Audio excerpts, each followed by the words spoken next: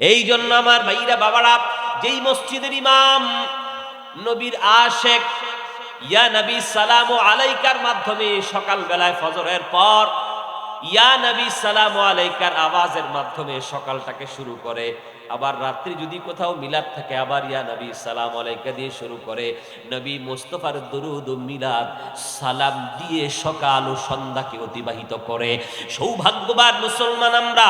আল্লাহর হাবিব বলেছেন, কিয়ামতের দিন আমার কাছাকাছি যদি জায়গা পেতে চাও তো আমি নবীর উপরে বেশি পরিমাণে দুরূদ শরীফ পাঠ করো, মুস্তাফার কাছাকাছি জায়গা মিলে যাবে। হযরত উবাই ইবনে কাব আসলেন, বললেন, ইয়া রাসূলুল্লাহ, হুজুর আমি আপনার উপর দরুদ শরীফ পড়তে চাই, কতটুকু পড়ব? হুজুর বললেন, মা শিইতা, তোমার মন যা চায়। হুজুর আমি আমার অবসর সময়ের 4/1 ভাগ সময় আপনার উপরে দরুদ শরীফ পড়তে চাই। নবীজি বললেন, ক্বালা মা শিইতা, তোমার যা ইচ্ছা, তবে ফা ইন জিদতা ফাহুয়া খাইর, আরো বাড়াইলে আরো ভালো হয়। তিনি বললেন, হুজুর আমি আমার অবসর সময়ের অর্ধেক সময়টাকে আপনার উপর দরুদ শরীফ পড়ে কাটাতে চাই। হুজুর ক্বালা মা শিইতা, তোমার যা ইচ্ছা। নবীজি বললেন, ফা ইন জিদতা ফাহুয়া খাইর, আরো যদি বাড়াও আরো ভালো হবে। তিনি বললেন, হুজুর আমি আমার অবসর সময়ের 4/3 সময় আপনার উপর দরুদ শরীফ পড়ে কাটাতে চাই। নবীজি বললেন, ক্বালা মা শিইতা, তোমার যা ইচ্ছা। ফা ইন জিদতা ফাহুয়া খাইর, আরো বাড়াইলে আরো ভালো। সুবহানাল্লাহ। ক্ষান্ত হচ্ছে না, বলেন না সুবহানাল্লাহ। সাহাবী বুঝে গেছে, হুজুর আমাকে বলতেছে আমি আমার অবসর সময়ের পুরাটা সময় নবী মুস্তাফার উপর দরুদ শরীফ পড়ে কাটাতে চাই। হুজুর বললেন, এটা যদি তুমি করতে পারো তো আল্লাহ তোমার সমস্ত চিন্তাগুলোকে দূর করে দিবে, তোমার গুনাহ মাফ করে দিবে। হুজুর থামে না, বলে ফা ইন জিদতা ফাহুয়া খাইর, আরো বাড়াইলে আরো ভালো। হুজুর আর একটু পড়তাম, না না আরো বাড়াইলে আরো ভালো। সুবহানাল্লাহ বলেন না। এই জন্য যারা নবী প্রেমিক, নবীর আশেক, আল্লাহর হাবিবের নাম শুনলে চোখ দিয়ে পানি চলে আসে। দয়ার নবীজির নাম মুবারক শুনলে চোখে বৃদ্ধাঙ্গুলে লালা লাগাইয়া চোখে মেসেজ করে আল্লাহর হাবিব সাল্লাল্লাহু আলাইহি ওয়াসাল্লাম আর সবুজ গুম্বদ দেখলে হৃদয়টা ভরে যায়। আমার ভাইরা বাবারা বন্ধুরা, আল্লাহর হাবিবের চুল মুবারককে তাজিম করে, আল্লাহর হাবিবের থুতু মুবারককে তাজিম করে, আল্লাহর হাবিবের নখ মুবারককে তাজিম করে, আল্লাহর হাবিবের প্রস্রাব মুবারক, পায়খানা মুবারককে তাজিম করে। শুধু তাই নয়, আমার নবীজির ঘাম মুবারককে আতর হিসাবে বানায়। তারাই হচ্ছে পাক্কা সাচ্চা মোমেন, আল্লাহর নবীর প্রেমিক। জোরে বলুন সুবহানাল্লাহ। আমার নবী সাল্লাল্লাহু আলাইহি সাল্লাম বলেছেন, এ দুনিয়ার মানুষেরা, কিয়ামতের ময়দানে সব মানুষ উলঙ্গ হয়ে যাবে, কারো গায়ে জামা থাকবে না, কারো পায়ে জুতা থাকবে না, সূর্য 1 হাত কিংবা 1.5 হাত উপরে চলে আসবে। এখন তো দুনিয়ার জমিন থেকে সূর্যটা আছে 9,30,00,000 মাইল দূরে। কত মাইল বলেন না? 9,30,00,000 মাইল।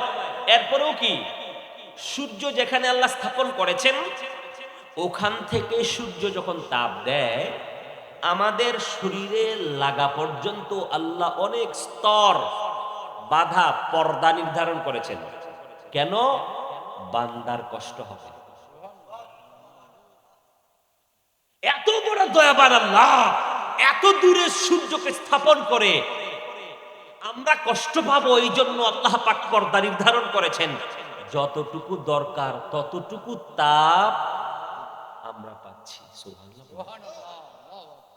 আমার নবীজি বলে, এ আমার উম্মতের দল, কিয়ামতের দিন সূর্য সবগুলো মুখ দিয়ে তাপ দিবে। কিয়ামতের ময়দান, তামার জমিন, উত্তপ্ত জমিন গরম হয়ে যাবে, পায়ে জুতা থাকবে না, মানুষের গায়ে কোনো জামা থাকবে না। আল্লাহু আকবার।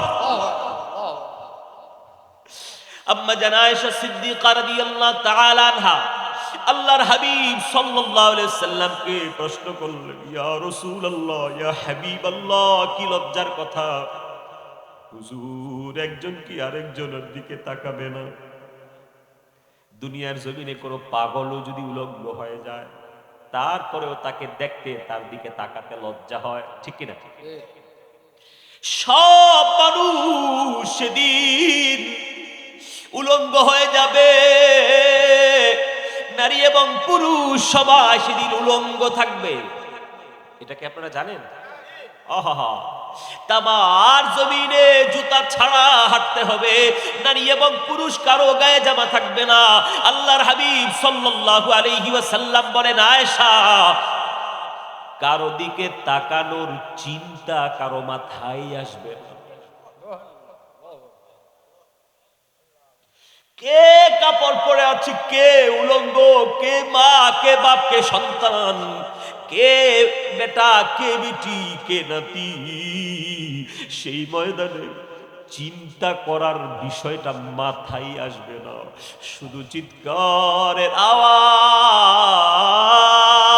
আল্লাহু আকবার। সবাই শুধু বলবে, ইয়া নফসি, ইয়া নফসি।